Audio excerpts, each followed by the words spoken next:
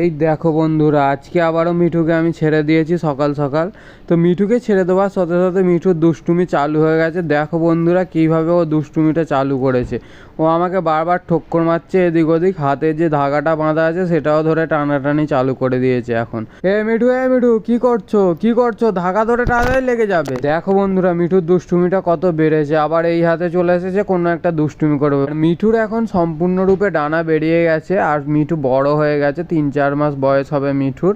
তো মিঠু সম্পূর্ণভাবে উড়তে পারে, তবুও উড়ে যায় না, কারণ ওর সাথে আমি প্রতিদিন খেলাধুলা করি, তাই ও আমার সাথে একটু মজা করে, খেলা করে মজার ছলে। এ মিঠু চুলে একদম কিছু করবে না। এ মিঠু হাতে ঠক্কর দিচ্ছ কেন? দেখো বন্ধুরা মিঠু কিরকম হাতে ঠক্কর মারছে শুধু শুধু আমার। দেখো আমার চুলে ধরতেই দেবে না, চুলটাকে আমি ধরছি যতবার ও ততবার গিয়ে হাতে ওপরে উঠে চুলে ঠক্কর মার। এই মিঠু তোমাকে আমি তুলে দেবো খাঁচার মধ্যে। তো বন্ধুরা মিঠুর ভিডিওটা যদি আপনাদের ভালো লেগে থাকে তাহলে একটা লাইক করে দেবেন।